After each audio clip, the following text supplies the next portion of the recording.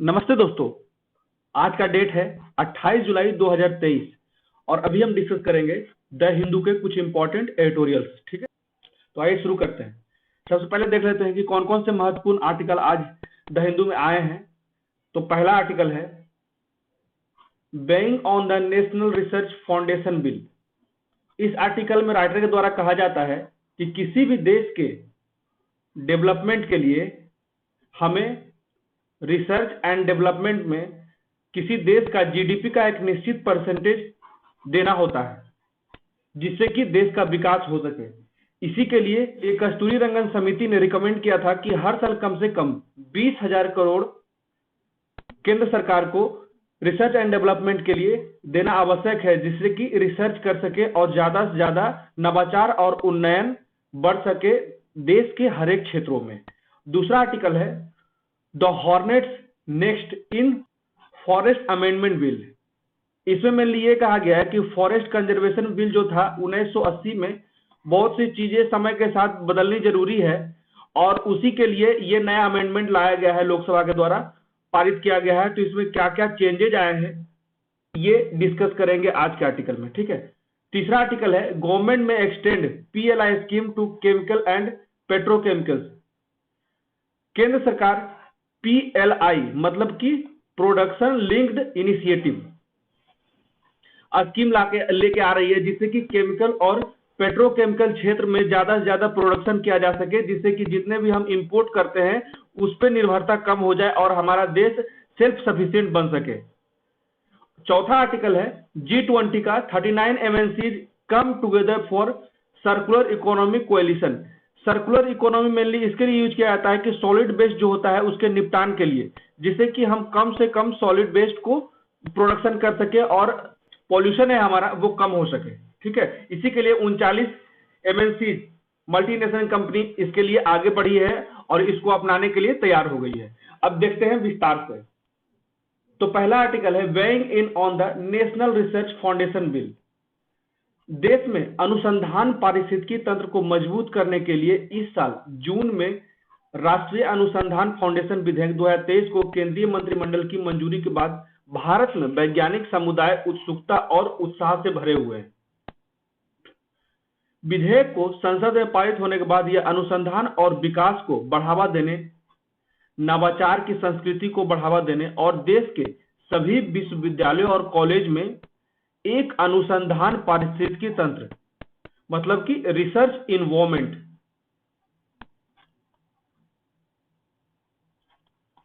ठीक है के लिए एक शीर्ष निकाय की स्थापना करेगा। अनुसंधान को बढ़ावा देने और वित्त पोषित करने के लिए एनआरएफ नेशनल रिसर्च फाउंडेशन ठीक है को एक स्वतंत्र आधार के रूप में स्थापित करने का विचार 2019 में, ये याद रखिए, कस्तूरी रंगन समिति द्वारा रखा गया था और राष्ट्रीय शिक्षा समिति एनईपी राष्ट्रीय शिक्षा नीति 2020 में इसे अपनाया भी गया। वर्तमान में अनुसंधान को वित्त पोषित करने वाले संस्थान जैसे DST department of science and technology ठीक है,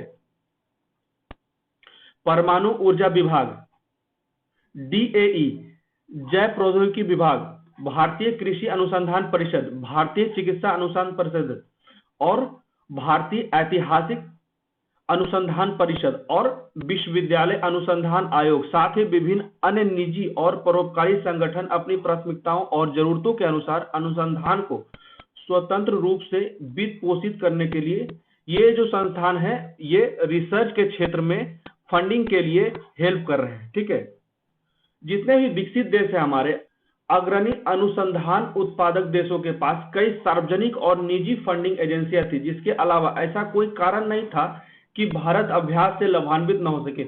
जब बहुत से डेवलप्ड कंट्री ऑलरेडी ये तरीका को अपना रही है और रिसर्च के क्षेत्र में ज्यादा से ज्यादा आगे बढ़ रही है, तो भारत के लिए कोई संदेह नहीं है कि ये कोई नया चीज नहीं है जिससे कि भारत को नुकसान होगा। और भी बहुत से देश जो है बहुत ज्यादा अपने जीडीपी का परसेंटेज रिसर्च एंड डेवलपमेंट में यूज करते हैं और उनका विकास निरंतर बढ़ता जा रहा है तेजी से। तो इसी के लिए भारत ने भी रिसर्च के क्षेत्र में फंडिंग के लिए नए तरीके अपनाए हैं। तो कई अनुसंधान फंडिंग एजेंसियों के विचार को इस कथन से और भी बल मिलता है कि एनआरएफ नेशनल रिसर्च फाउंडेशन अन्य फंडिंग एजेंसियों के साथ समन्वय करके और उद्देश्य की तालमेल सुनिश्चित करके और प्रयास को दोहराव से बचने के लिए विज्ञान, इंजीनियरिंग और अन्य अकादमियों के साथ काम करेगा।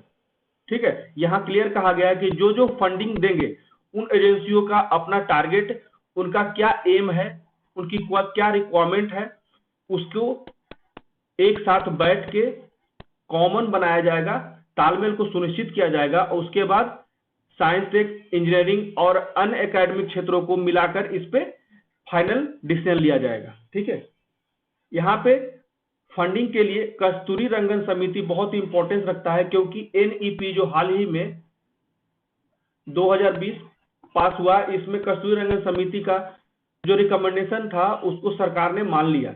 तो इसी के लिए अनुकूल अनुसंधान पारिस्थितिकी तंत्र की कमी और अनुसंधान में कम निवेश पर प्रकाश डालते हुए ये पहले ही कह रहे हैं कि अनुसंधान के लिए अनुकूल परिस्थितियां कम थी भारत में और अनुसंधान में निवेश की अभी भी बहुत ज्यादा कमी है। कस्तूरी रंगन समिति ने कहा कि एनआरएफ को 20,000 करोड़ रुपए या जीडीपी का 0.1% रुपया वार्षिक अनुदान मिलना चाहिए, लेकिन यह ध्यान दिया गया कि देश में अनुसंधान व्यय सकल घरेलू उत्पाद का केवल 0.65% था, जबकि संयुक्त राज्य अमेरिका में 2.8% है, चाइना में 2.1% है, इजराइल में 4.3% है, दक्षिण कोरिया में 4.2% है। इसने चिंता व्यक्त की कि देश में अनुसंधान और नवाचार खर्च 2008 में सकल घरेलू उत्पाद के 0.84% से घट के 2014 में 0.69% हो गया। तो इसी के लिए इन्होंने सरकार से बोला कि रिसर्च के क्षेत्र में ज्यादा से ज्यादा हमें इन्वेस्ट किया जाए। SERB, science and engineering and research board, ठीक है, SERB को NRF में शामिल कर लिया गया। SERB को विज्ञान और इंजीनियरिंग के उभरते क्षेत्रों में अंतर्राष्ट्रीय स्तर पर प्रतिस्पर्धी अनुसंधान की योजना बनाने, बढ़ावा देने और वित्त पोषित करने के लिए DST मतलब कि department of science and tech के एक वैधानिक निकाय के रूप में स्थापित किया गया। SERB एक विधिक कार्यक्रम पोर्टफोलियो के माध्यम से एक अस्थायी अनुसंधान पारिस्थितिकी तंत्र के निर्माण में सहायक रहा है, जिसमें अनुदान निधि, इसमें कुछ इंपॉर्टेंट है। अनुदान निधि युवा शोधकर्ताओं को बढ़ावा देना, अनुसंधान उत्कृष्टता को पहचानना और पुरस्कृत करना, जिससे कि लोगों को प्रोत्साहन मिल सके रिसर्च करने के लिए, वैज्ञानिक नेटवर्क तैयार करना और साझेदारी और निजी कंपनियां हैं उसके साथ कोलैबोरेशन एस्टेब्लिश करना को बढ़ावा देना और लिंग और सामाजिक समावेश को बढ़ावा देना, जिसमें मेल और फीमेल दोनों को बराबर रूप से मौके देना, अवसर प्रदान करना, जिससे कि रिसर्च करने में कोई भी लैंगिक भेदभाव ना हो और समाज के विकास में भी एक महत्वपूर्ण योगदान दे सके। अनुसंधान और ज्ञान सृजन की गंभीरता और अनुसंधान के लिए वित्त पोषण बढ़ाने के महत्व को नई शिक्षा नीति द्वारा पर्याप्त रूप से उजागर किया गया। यह इस बात पर जोर देता है कि वर्तमान और प्राचीन अतीत में कई विकसित देशों की आर्थिक समृद्धि का श्रेय उसकी बौद्धिक पूंजी और विज्ञान, कला और संस्कृति में नए ज्ञान में उनके मौलिक योगदान को दिया जा सकता है। यह उदाहरण के तौर पर भारत, मेसोपोटामिया, मिस्र और ग्रीस का हवाला देता है कि जो प्राचीन काल था उस समय भारत के इंफ्रास्ट्रक्चर और नए नए नवाचार के कारण ही आज भी दुनिया में जाने जाते हैं कि ये हड़प्पा काल में भी बहुत ज्यादा विकसित थे। ये 3-4 जो क्षेत्र थे, तो ये इनका नवाचार ही दिखता था, इनकी बौद्धिक क्षमता, रिसर्च में ज्यादा से ज्यादा टाइम इन्वेस्ट करना, समय इन्वेस्ट करना, मनी इन्वेस्ट करना। NEP नेशनल एजुकेशन पॉलिसी का क्या तर्क है? NEP का तर्क है कि दुनिया में बढ़ती चुनौतियों और तकनीकी प्रगति के कारण, अवसरों के कारण एक मजबूत अनुसंधान पारिस्थितिकी तंत्र अब और अधिक महत्वपूर्ण हो गया है। तो नीति में दावा किया गया है कि भारत में विज्ञान, गणित, कला, साहित्य, ध्यानात्मकता, भाषा, चिकित्सा, कृषि में अनुसंधान और ज्ञान सृजन की एक लंबी परंपरा रही है, जिसे भारत को अग्रणी बनने के लिए मजबूत करने की आवश्यकता है। ये प्रशंसनीय विचार और इरादे हैं, लेकिन उन्हें पर्याप्त वित्तीय सहायता, सबसे बड़ी परेशानी वित्तीय सहायता की है कि कम से कम उस हद तक जिस पर कस्तूरी समिति ने जोर दिया है, 20,000 करोड़ के लिए। प्रति वर्ष। अब देख लेते हैं अगला article, the hornets next in the forest amendment bill. तो इस बिल में मेनली यही कहा गया है कि जो 1980 का पुराना जो बिल था उसको अमेंड कर दिया गया है 26 जुलाई को, ठीक है, लोकसभा के द्वारा पास कर दिया गया है। तो इसमें क्या क्या परिवर्तन लाए गए हैं और पहले जो नियम थे और अभी वर्तमान के जो कानून है दोनों में क्या क्या असमानताएं या समानताएं हैं, ये सभी चीजें हम डिस्कस करेंगे। लोकसभा ने 26 जुलाई को वन संरक्षण संशोधन विधेयक 2023 पारित कर दिया, जिसमें मार्च में पेश किए गए मूल संस्करण में कोई महत्वपूर्ण बदलाव नहीं हुआ। यह उन मजबूत सार्वजनिक आपत्तियों को नजरअंदाज कर जिन्होंने कई चिंताओं को उजागर किया है। विधेयक एक आशाजनक प्रस्ताव के साथ शुरू हुआ, जिसमें 2070 तक शुद्ध शून्य उत्सर्जन प्राप्त करने, कार्बन सिंक को बढ़ाने के लिए, उसके बाद फॉरेस्ट कवर, वन आवरण बढ़ाने और वन पर निर्भर समुदाय की आजीविका में सुधार करने के लिए किया गया कि बोला गया कि इस विधेयक में ये प्रावधान रहेंगे। परंतु जब विधेयक का मूल हिस्सा निकाला गया तो जो प्रस्तावना इंट्रोडक्शन में था उससे बहुत कम जुड़ाव दिखता है। इसके बजाय यह जंगल की संपूर्ण श्रेणियों को कानून के दायरे से बाहर कर देता है और विडंबना यह है कि यहां तक कि जंगलों के विनाश को भी बढ़ावा देता है। इसमें मेनली ये कहा गया है कि पहले जो था फॉरेस्ट लैंड जो था उस पे कोई भी नॉन फॉरेस्ट वर्क नहीं किया जा सकता था, परंतु अभी वर्तमान के विधेयक में इसे ला दिया गया है कि फॉरेस्ट लैंड पे भी नॉन फॉरेस्ट वर्क को हम कर सकते हैं। 1980 का वन संरक्षण अधिनियम, जिसे इस विधेयक में संशोधित करने का लक्ष्य है, ने स्वीकार रूप से उचित रूप से एक संरक्षणवादी रुख अपनाया है, जबकि वर्तमान विकास आवश्यकताओं और प्राथमिकताओं को पहचानना चाहिए। यह विधेयक मूल कानून की भावना से महत्वपूर्ण रूप से विचलित है। विधेयक से उभरे 3 बिंदुओं ने पर्यावरण विशेषज्ञों के बीच काफी चिंता पैदा कर दी है। इसके दायरे में वनों की संकुचित परिभाषा, सबसे बड़ी चीज है कि वनों का जो परिभाषा है उसी में छेड़छाड़ कर दिया गया इस विधेयक के द्वारा। उसके बाद वन क्षेत्रों के महत्वपूर्ण इलाकों का बहिष्कार किया गया और अतिरिक्त गतिविधियों को मंजूरी दी गई। अभी मैंने बताया ना कि फॉरेस्ट रीजन में नॉन फॉरेस्ट वर्क भी किया जा सकता है, उन्हें बेहतर ढंग से समझने की आवश्यकता है। अब देख लेते हैं कि जो वन फॉरेस्ट वर्ड है उस पर क्यों छेड़छाड़ किया गया, क्या है छेड़छाड़। 1980 के अधिनियम के दायरे को वन के शब्दकोश अर्थ तक बढ़ा दिया, अर्थात कानूनी रूप से वन के रूप में अधिसूचित क्षेत्रों के बजाय पेड़ वाले क्षेत्र। वर्तमान संशोधन वन संरक्षण अधिनियम को केवल कानूनी रूप से अधिसूचित वनों और 25 अक्टूबर 1980 को या उसके बाद सरकारी रिकॉर्ड में दर्ज वनों तक ही सीमित कर दिया गया। इसको इंग्लिश में भी समझ लेते हैं कि 1980 में जो फॉरेस्ट था इसमें कहा गया था, सिंपली कहा गया था, that is area with trees rather than just area legally notified as, ये कहा गया था, ठीक है। लेकिन वर्तमान समय में जो अभी प्रेजेंट अमेंडमेंट हुआ है इसमें कहा गया है ओनली लीगली नोटिफाइड फॉरेस्ट, ठीक है, उसमें एरिया विथ ट्री कहा गया था। यही दोनों अंतर है ये बिल का संशोधन में। अब उदाहरण देख लेते हैं। इसका एक उदाहरण है, नागालैंड में अवर्गीकृत वन है एक, जिन्हें वहां के स्थानीय कबीले द्वारा सदियों से संरक्षण और उपयोग के बाद अब तक आधिकारिक तौर पे दर्ज नहीं किया गया है कि वो जो क्षेत्र है वो वनीय क्षेत्र है या नहीं।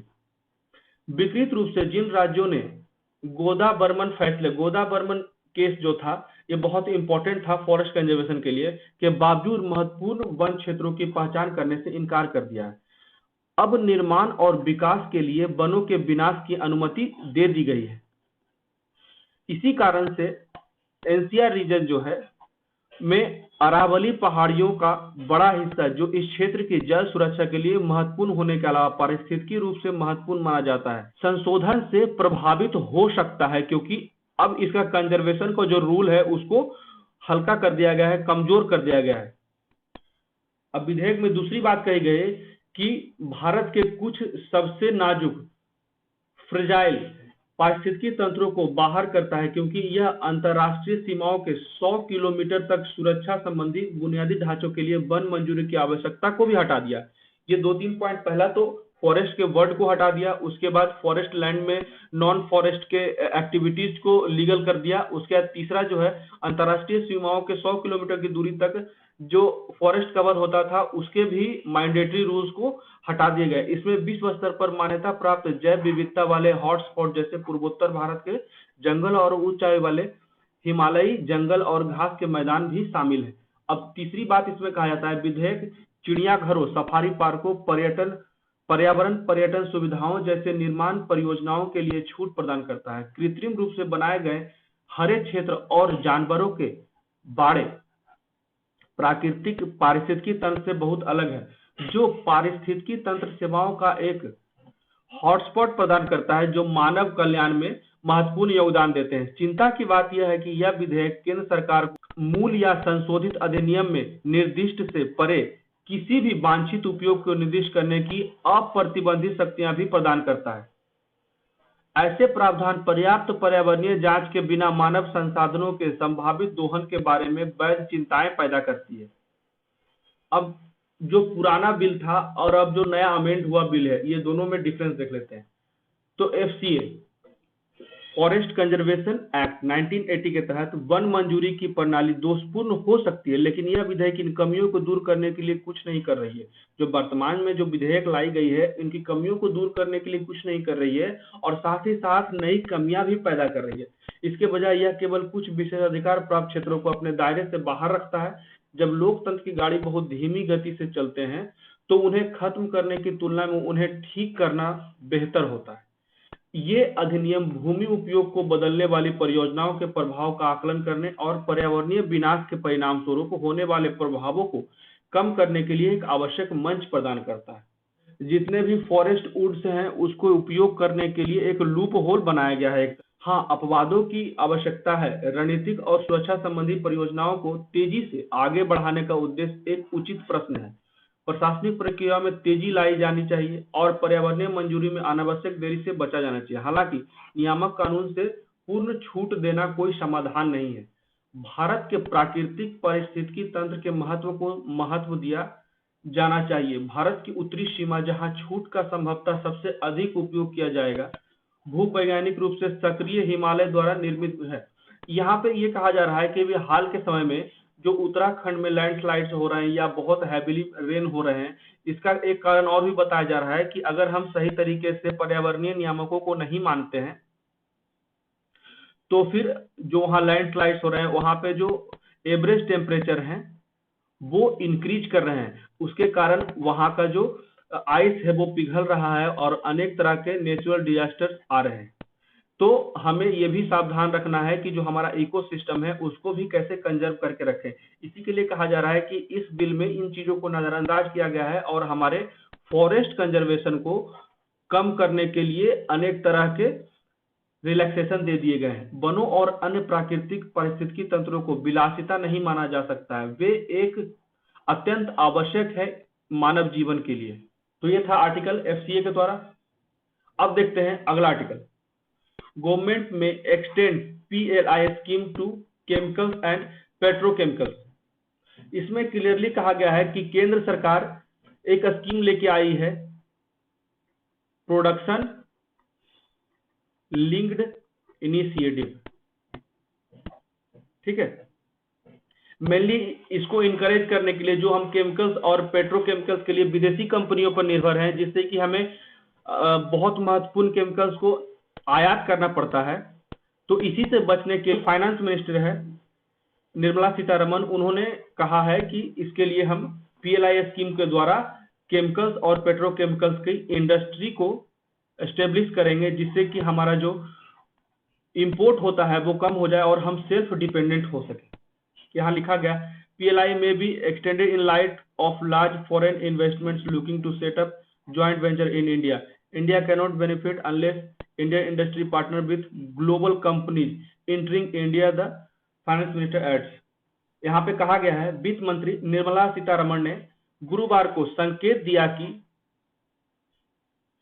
BASF, एडनॉक, रोसनेफ्ट और अरामको जैसे बड़े वैश्विक निवेशक भारत में निवेश के लिए संयुक्त उद्यम संयुक्त उद्यम भागीदारी की तलाश कर रहे हैं और कहा कि सरकार निवेश के लिए वही पीएलआई स्कीम शुरू करना चाह रही है जो रसायन और पेट्रोकेमिकल क्षेत्र को बूस्ट कर सके, उसके लिए इंडस्ट्री बना सके।